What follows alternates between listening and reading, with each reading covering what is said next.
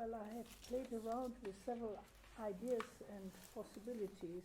What I'm particularly interested in is to nurture a different kind of love, a new way of love.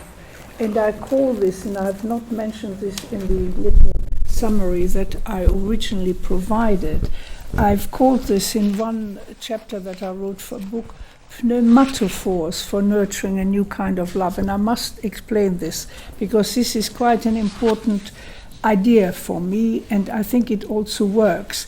It's about an idea that has transformative powers. It is a word that comes from biological taxonomy for the aerial conducts in mangrove groves that feed the plants. And pneuma means spirit, it means the air, and pherein means to carry. These aerial plants carry the air into the mango groves so that the trees can actually work. I learned this when I was on a conducted tour around mango groves in Australia. And I thought that's such a good word, pneumatophore. Pneumatophore, when I first used it in a conference quite a few years ago, someone said, "Oh, do you mean a new metaphor?" You know, a new metaphor, pneumatophore, new metaphor. Well, I thought it sounds quite similar when you don't see it written. It means pneuma, the spirit, is carried. Now, in this physical, biological sense, it means the actual air. But you can transfer this to pneuma, the spirit, and say, what carries ideas, what carries the spirit into us, what gives us the energy. So pneumatophore, I've discovered, I have described ideas that have extraordinary transformative powers and that can start a new way of thinking, a new initiative. I like to apply this word to key ideas that can transform our thinking and action, basically. So I talk about pneumatophores. So I once did a chapter on pneumatophores for nurturing a different kind of love. And we can say that we all look for love. We all need warmth, love, protection, community, collaboration, all these ideas that we associate with love. But we could say that the ideas about love have become perhaps somewhat outworn. The traditional ideas are perhaps sometimes conceived as being too weak, or they're not sufficiently energizing and activating. So I'm interested in energizing ideas, how we can love differently. So it's about the energizing possibilities of love, to understand love in a new way, to apply it. So when I use this very much, very reflective, or how should I say, very expressive statement of Teilhard de Chardin, love is a free and imaginative outpouring of the spirit over all unexplored paths. You have this, there is newness waiting, there is surprise waiting, there are possibilities waiting that we haven't even seen yet, formulated and dreamt of. So this is really this excitement, to have an approach to love in a new way. I also brought a book by an American writer. She's called Hillman. Wait a minute, these are two books that have inspired me very greatly. This is Anne Hillman, who is a very unusual kind of person. Awakening the Energies of Love, Discovering Fire for the Second Time. This is also from a quotation of Teilhard de Chardin. The day will come when we harness the energies of love for God. On that day, humanity will discover fire for the second time, fire that energizes and transforms us. And she has used this, awakening to the energies of love. And she's written a whole book as you can see, a very big book about this. So Teilhard de Chardin is one of the people who thinks very creative, or thought very creatively about love. He lived between 1881 and 1955, and he writes about love greatly in his work. So I wanted to say a little bit about his understanding of love. And what I found so extraordinary for myself is that one day when I was at a conference in the United States, I discovered this book which the Templeton Foundation had where have I got this now? Oh, this is the book. Sorokin, The Ways and Power of Love. This is a huge Schinken, as we say in German. It's a really very long read. Types, Factors and Techniques of Moral Transformation. Pitrim Sorokin, A. Sorokin, who was a leading founding sociologist at Harvard. I say a little bit about him afterwards. You can ask me lots of questions. I will just give you a few ideas about these two thinkers. Now, the extraordinary thing is, since I have been working on this for some years, first 20 years, I would say, I have now discovered just in the last months another person who has similar ideas, and that is a Japanese educationist and peace activist who lived from 1888 to 1960, and he's called Kagawa, Toyohiko Kagawa. I show you afterwards the page from Wikipedia. And I discovered him, an extraordinary man. He's written a book called The Law of Love. The Law of Love. And this was published in 1929. I haven't brought this book, even though it's just been sent to me in 1929. And it's extraordinary. Reformer and labor activist. He wrote, spoke, and worked at length on ways to employ Christian principles. He was a Christian and worked as a kind of, not as a religious missionary. He worked among the poor. He lived among the poor in Kobe. And he worked at length on ways to employ Christian principles in the ordering of society and in cooperatives. His vocation to help the poor led him to live among them, and he established schools, hospitals, and churches. And there is a whole new interest in this man. I had a Norwegian woman come to me out of the blue to tell me about this man about a month ago.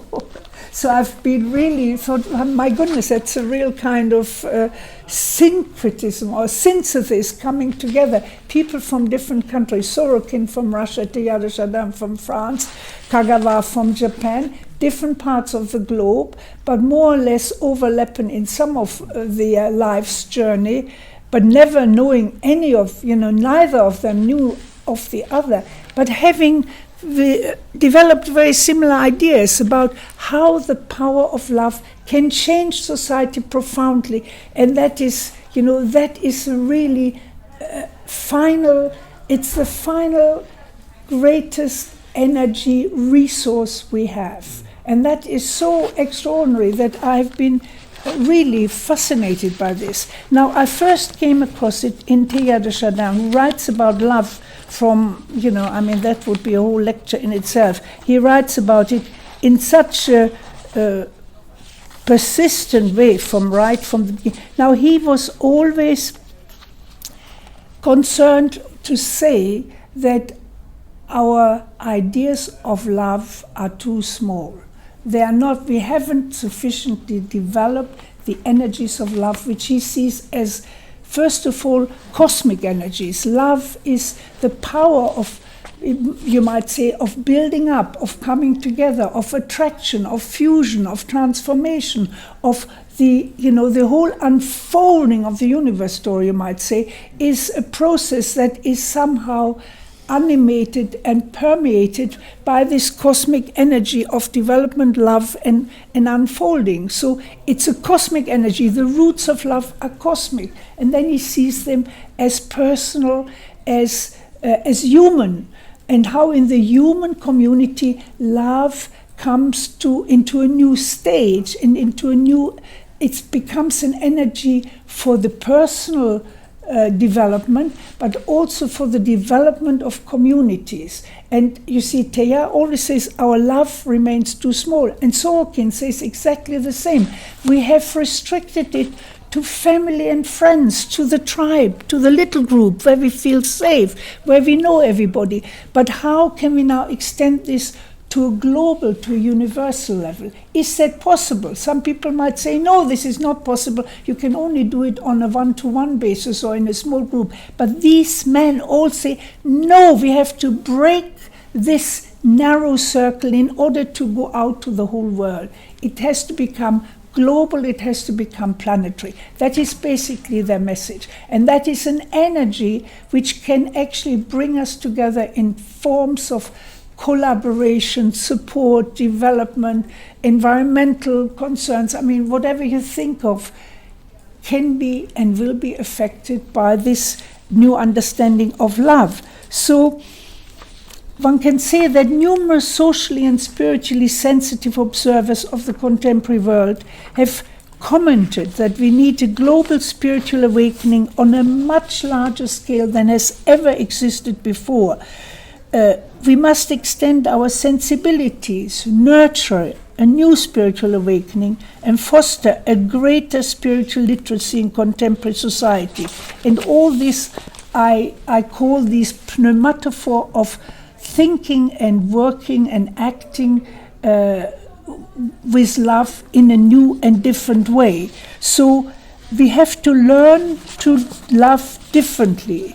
And this is what, Teilhard talks about, awakening the energies of love. This is what Anne Hillman has taken as a, you see, he has got this famous thing. I just want to read this out, because she starts with this, where is it? Fire for the second time, where is now they forward. Someday, after mastering the winds, the waves, the tides, and gravity, we shall harness for God the energies of love. And then, for a second time in the history of the world, humanity will have discovered fire. Teilhard always uses the image of the fire that has this extraordinary energy to transform and to destroy on the negative, to transform, to bring out the best in the metals, to help us to live doing our cooking, our transformations. It has so many different aspects, and it is an image for the passion, the dedication, the energies that we can share with each other in building a new and different world. So this is very, very important. Now, I want to just read a page that where have I put? No, I've lost something. I can't find all my things.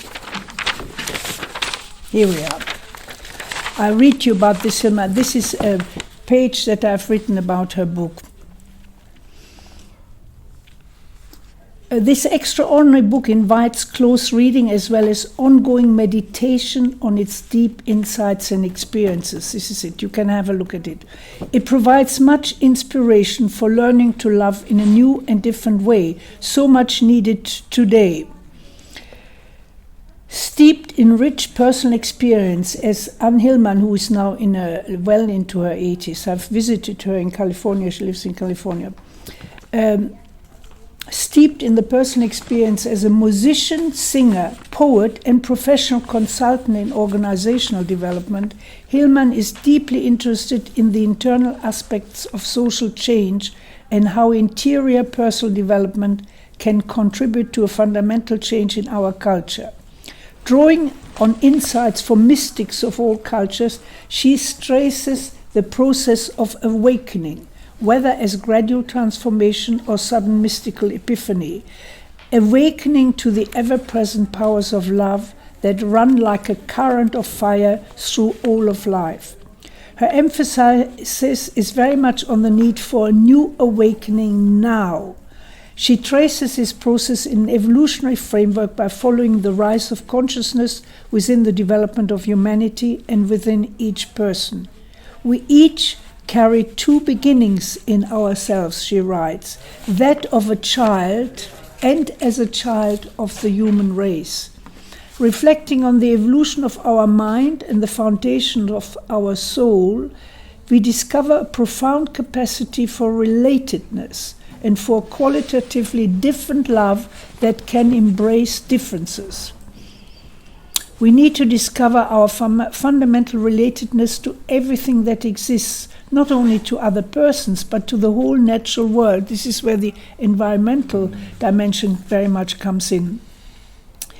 Awakening the energies of love and learning to live with fire inside, we learn to live in relationship, all relationship, in wholly new ways, to live as the greater community of life. That's a quotation from her. For Hillman, those who live the mystery of love are lights. People are lights, carriers of fire and conduits of power.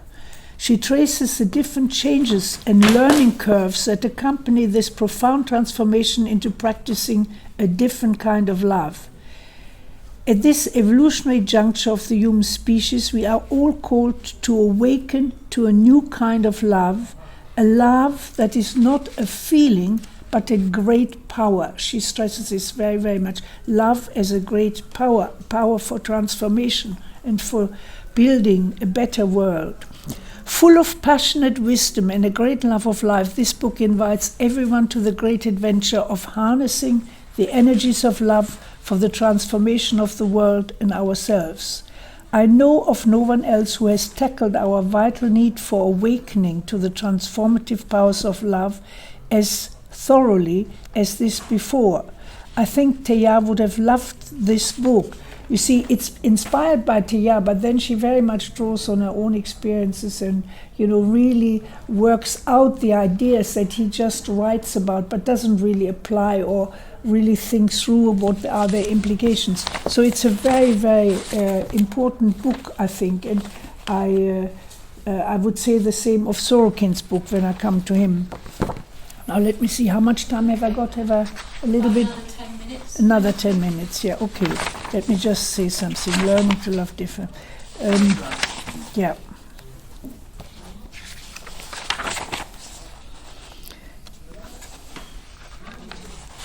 She finishes her book, I like this very much, about this, she quotes Meister Eckhart at great lengths, to live in a great presence, a presence that also lies inside us. I mean, she's really obviously referring to a kind of transcendent, divine dimension, which is also very much immanent in the world. And she writes, "In the heart of you lies love. Without your opposition, it shines through you. You have only to let yourself be held in the larger embrace, let yourself be loved, let yourself be known as you are, and you will be lit up." Thus the book appropriately ends with a song of love. And she writes, and these are the last words, "You are shining. You are not only the small being who wants to be safe. You are love. You are life. You are light. You are fire." That's the end of the book. So it's really very, very empowering.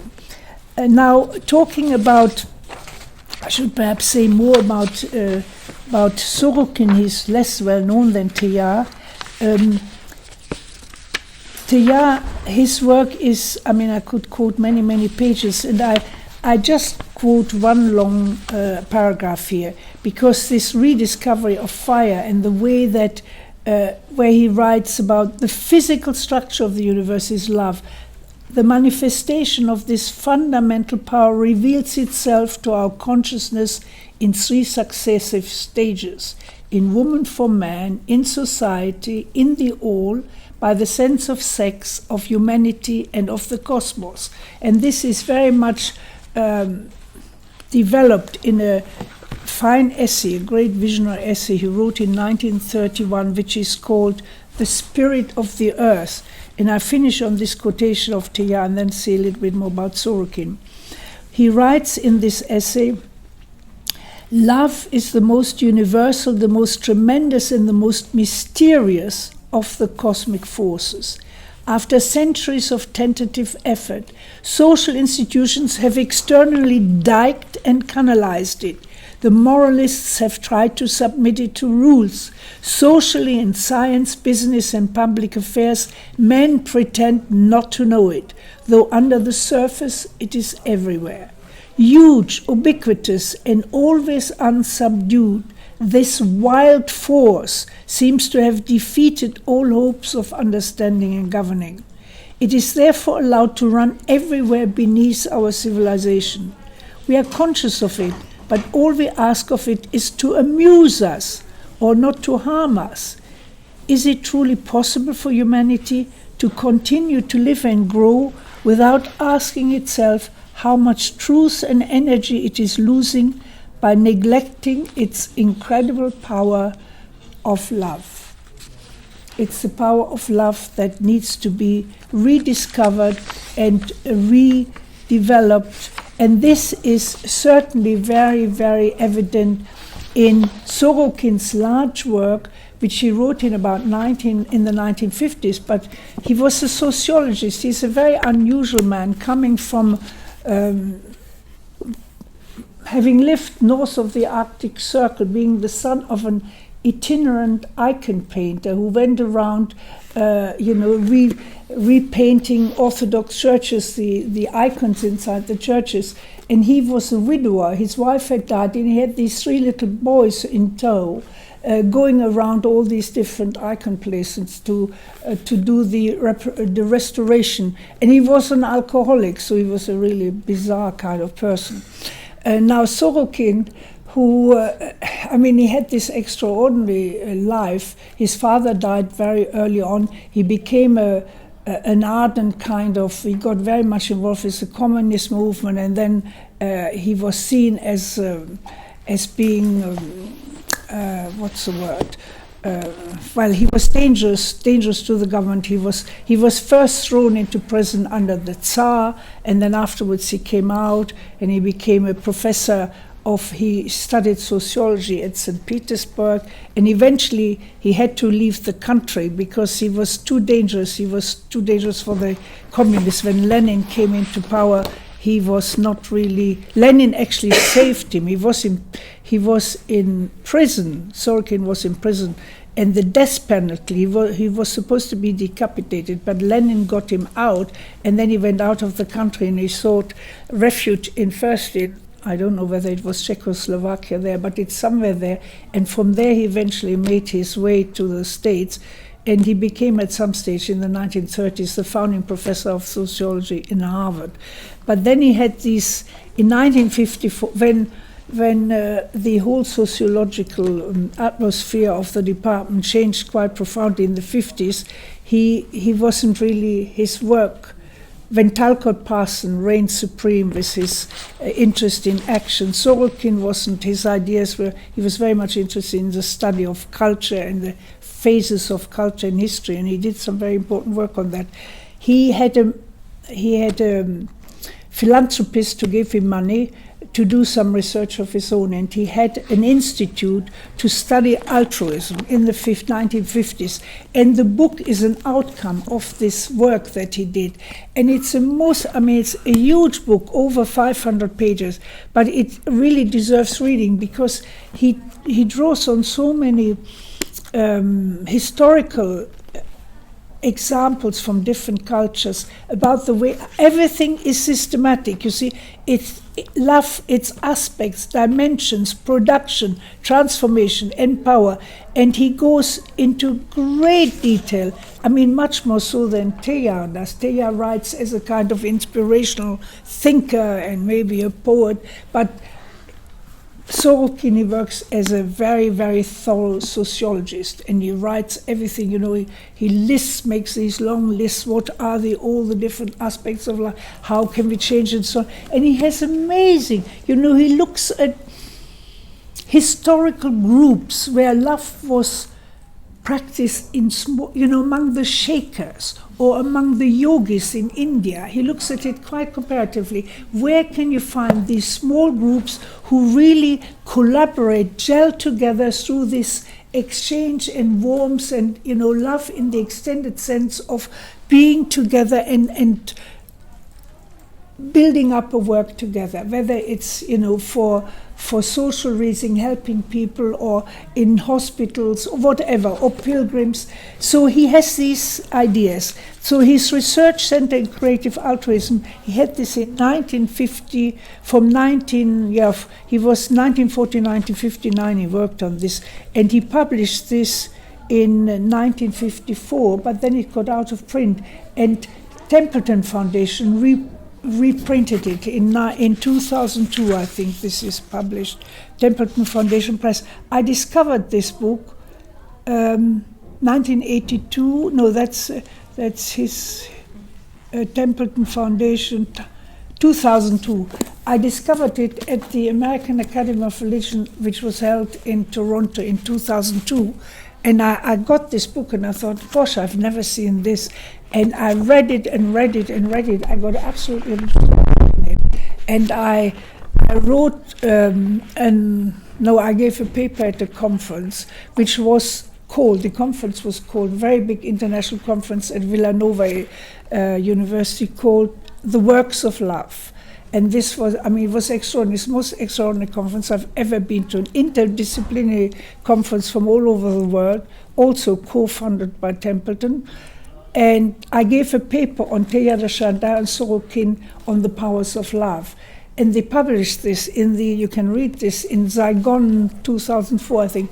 And I got a prize for $1,000. I was really quite surprised. I've never really discovered how this came about, but they liked this. They liked this article so much that I was actually paid for it, which has never happened to me before. So,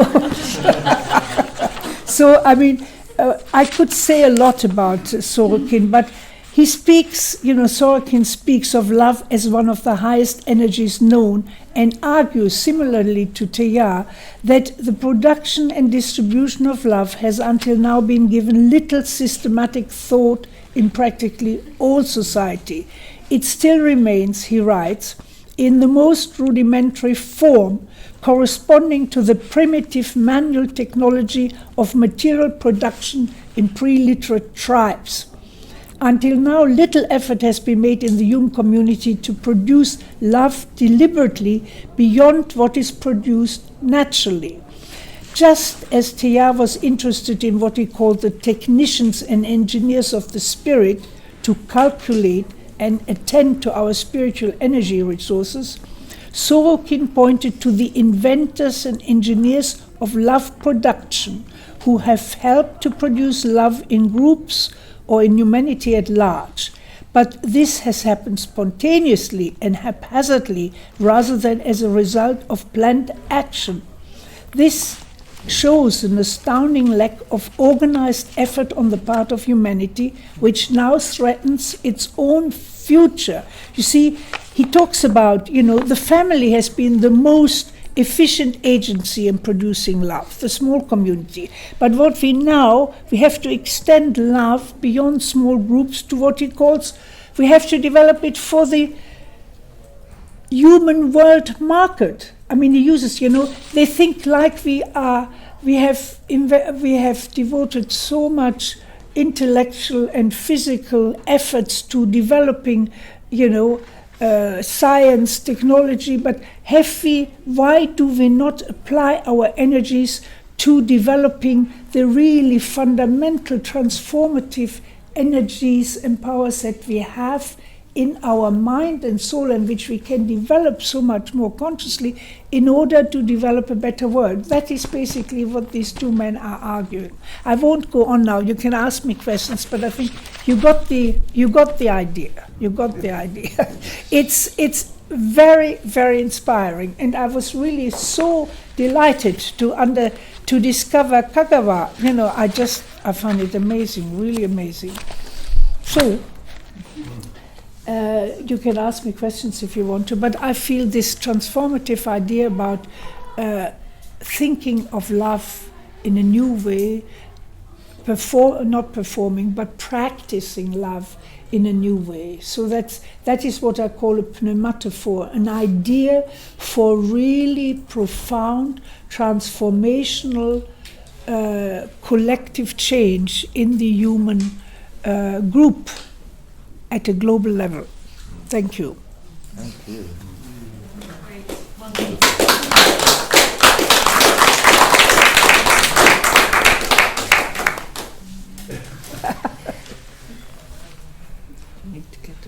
Do you mind if we ask you a few questions? No, I don't mind at all, but I could do with a bit of water, if I could just have a drink.